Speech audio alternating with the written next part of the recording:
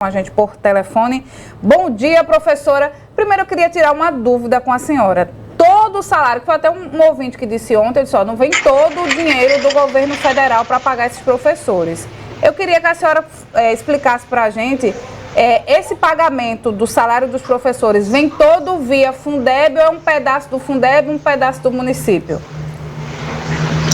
Bom dia, Renata. Bom dia, ouvintes da Rádio Cidade. Renata, por previsão legal, esse dinheiro deveria vir inteiramente via Fundeb, a não ser que sejam criadas situações não previstas dentro do contexto legislativo.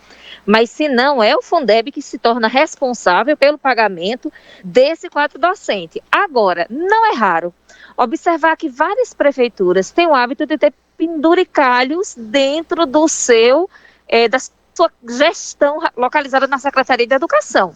Então, muitas vezes são criados cargos ou tipos de contratos não cobertos pelo Fundeb. Entretanto, isso não está dentro, de uma previsão legal inicial. Então, esse valor que seria aí o proposto de 33% deveria ser todo via Fundeb, que é um recurso federal. Exatamente. Entretanto, é o seguinte, Renata, o Fundeb, quando ele vem num grande bloco para que o município possa dividir esse valor. Não só para pagamento de salário, mas para pagamento de salário, para também as questões de reforma, manutenção, equipamentos de escola, ou seja, o município, assim como o Estado, ele tem uma certa liberdade em relação à utilização desse recurso. Talvez esses outros, a contratação de pessoal fora, a sala de aula, a equipe técnica, ou o endividamento da prefeitura relacionado a outros fatores não previstos em texto de lei, ou que previstos em textos de lei, mas que não digam diretamente respeito a salário, pode sim terminar gerando um processo de endividamento e de dificuldade para as prefeituras de cumprirem, esse pagamento que foi, ou melhor, esse aumento que foi concedido pelo Ministério da Educação, com previsão pelo Ministério da Educação. E aí o que os municípios estão alegando é o seguinte, é que como não houve um diálogo prévio com eles, para que eles pudessem se estruturar previamente, então eles tinham um comprometimento orçamentário já previsto, e o aumento veio de forma ininterrupta, a partir de janeiro desse ano, e com possibilidade de implantação retroativa. Então o que os prefeitos estão alegando é que eles foram pegos de surpresa, e por falta exatamente desse diálogo mais estreito, eles não têm como fazer o cumprimento do tão sonhado, vamos dizer assim, reajuste salarial de forma imediata. Então, Professora, isso termina sendo a grande controvérsia. A lei do piso salarial, ela foi instituída, se eu não estiver enganado, no governo da ex-presidente Dilma. Então, ela vem com probabilidades de reajuste para os professores a cada ano.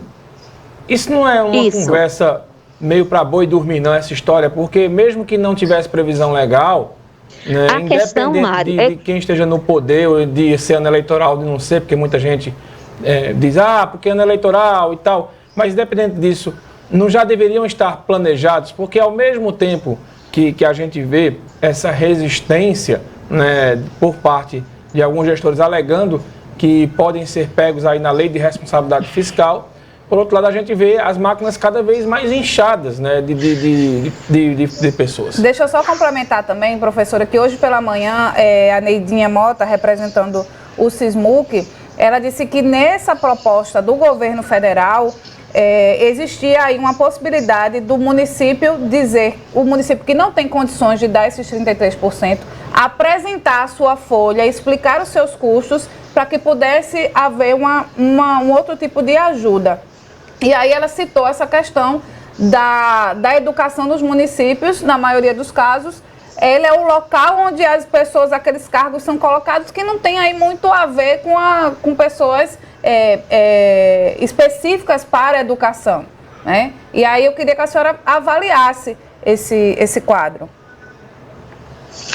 Mário e Renata, o que acontece é o seguinte, apesar de haver o piso salarial instituído, já há alguns anos, o que ocorria de fato é que esse piso, ele valia apenas como texto de lei.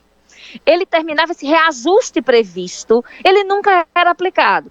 e os estados e municípios ficaram extremamente à vontade para dar ou não reajuste.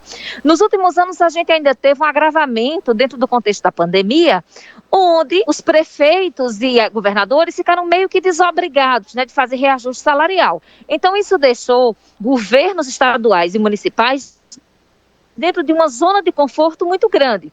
O que foi que aconteceu agora, né, dentro dessa gestão do Ministério da Educação? O piso foi concedido como deveria ter sido, ou melhor, foi reajustado como deveria ter sido reajustado desde quando ele foi instituído.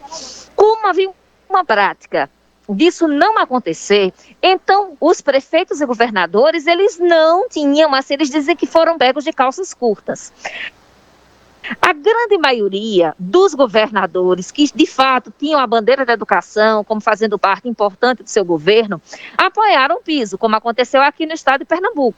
Entretanto, os municípios é que se dizem com maior dificuldade. Aí o que a Neidinha está colocando sobre essa proposta de auxílio, ela existe, ela fez parte de uma discussão secundária, ela não sai no texto original de forma muito clara.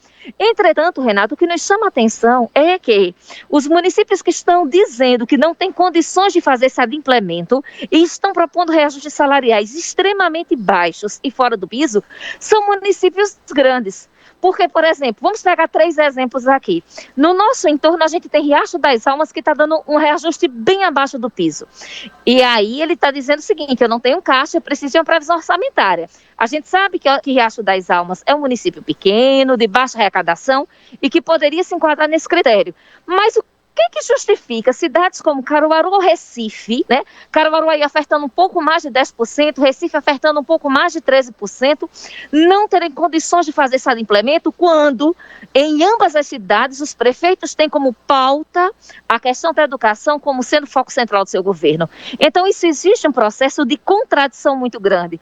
Associado a isso, a gente consegue perceber que a Secretaria de Educação, né, sendo colocada como um local que muitas vezes serve para cargos comissionados, serve muitas vezes também para que servidores sejam cedidos para outros órgãos e aquele local fique descoberto. Ou seja, a gente tem um desajuste de funcionamento desses setores. E esse desajuste de funcionamento desses setores, né, agora está cobrando a conta. E agora os prefeitos estão dizendo: a gente não pode pagar, mas não pode pagar por quê? Isso é que não fica muito claro na cabeça da categoria. E por que não fica muito claro? Porque as contas não são abertas diretamente.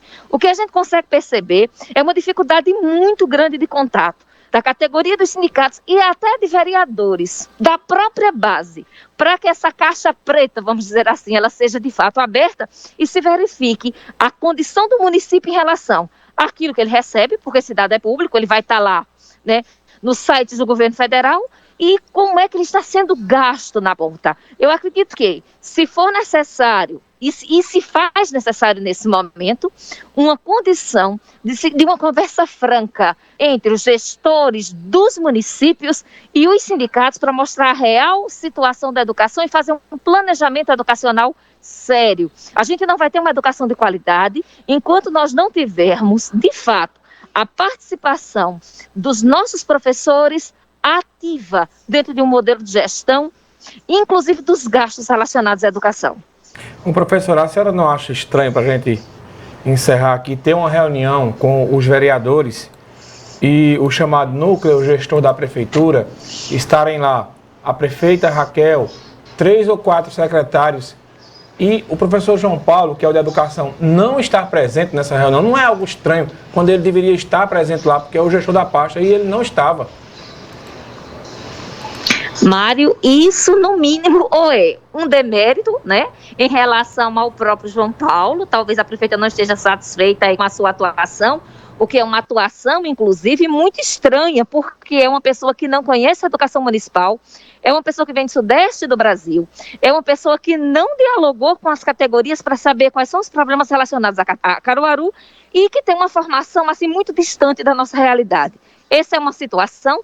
A outra situação é um demérito em relação aos professores, de dizer: olha, nós estamos aqui apenas discutindo finanças e não estamos discutindo, na realidade, aquilo que deveria ser o nosso grande objetivo, que é o processo educacional. Então, a gente tem que analisar dentro desses dois vieses. O professor João Paulo fica dentro dessa situação ou Será que o professor João Paulo vai manter ali a sua cadeira afastada do diálogo, como muitas vezes tem sido denunciado dentro dessa gestão, onde os professores eles se sentem invisibilizados, eles se sentem desprestigiados e eles não conseguem ter um acesso direto, né, ao gestor, como deveria ter, dentro de uma proposta mais democrática de ensino. Então, nós temos aí uma série de situações que nos parecem extremamente equivocadas do ponto de vista de valorização da educação.